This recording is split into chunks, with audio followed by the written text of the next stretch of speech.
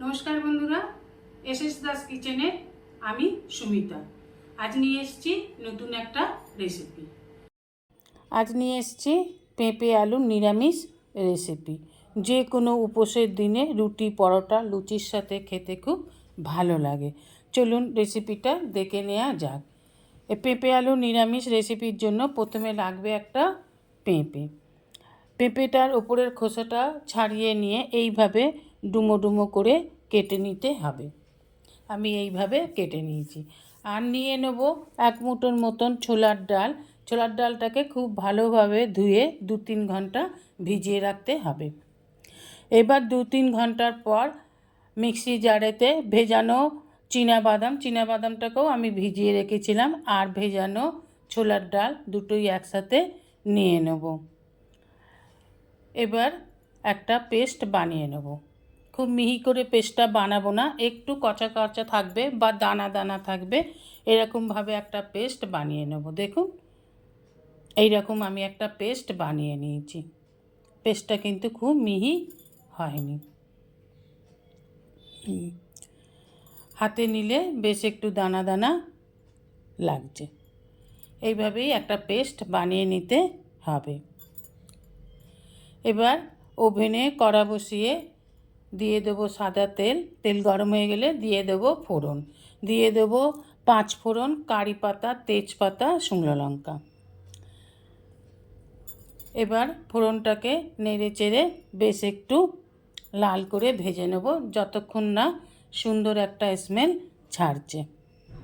দেখুন, এখনও শুকনো লঙ্কাটা লাল আছে, আর একটু লাল ভাব হলে, কালচে হলে আমি ফোড়নটার মধ্যে দিয়ে দিলাম কেটে রাখা, ডুমো করে রাখা আলু আর পেঁপে। খুব ভালোভাবে পেঁপে আর আলুটাকে ভেজে নেব।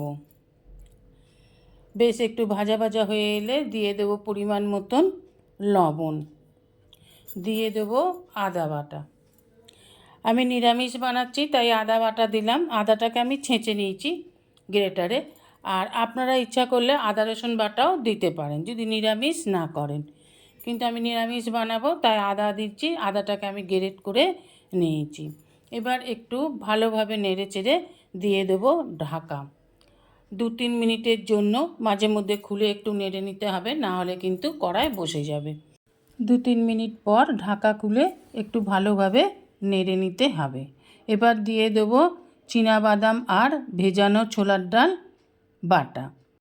এবার এটাকেও খুব ভালোভাবে ভেজে নিতে হবে, যতক্ষণ না ছোলার ডালটার কাঁচা গন্ধটা চলে যাচ্ছে। দিয়ে দিলাম হলুদ গুঁড়ো, লাল লঙ্কার গুঁড়ো, জিরে গুঁড়ো, ধনে গুঁড়ো।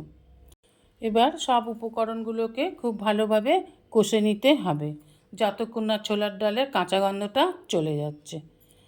অল্প একটু জল দিয়ে ভালো করে কষে নেব, না হলে কড়ার নিচেতে বসে যাবে।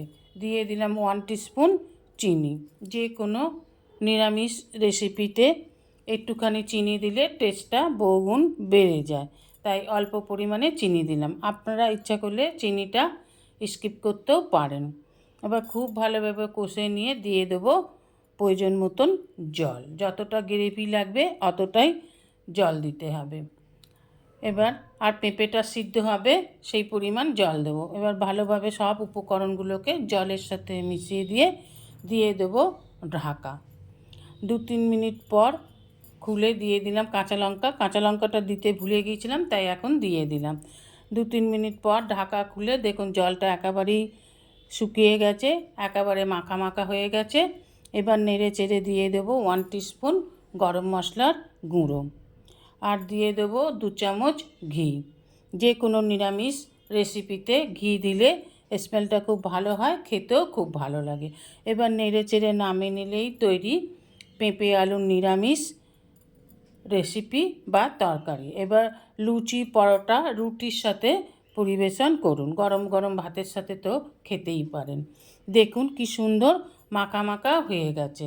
যেটুকুনো বা রসভাব ছিল সেটাও ঠান্ডা হতে একেবারে মাখা মাখা হয়ে যাবে, খেতে খুব ভালো লাগে।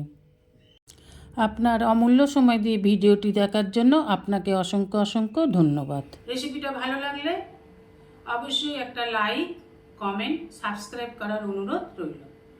পাশে থাকা বেল আইকনটিতে ক্লিক করে দেবেন নিউ ভিডিওর আপডেট যাতে সবার আগে আপনার কাছেই পৌঁছে যায়। নমস্কার, আজ এই পর্যন্তই। আবার দেখা হবে নতুন একটা রেসিপির সাথে নতুন একটা দিনে। ভালো থাকবেন, সুস্থ থাকবেন, সঙ্গে থাকবেন। নমস্কার।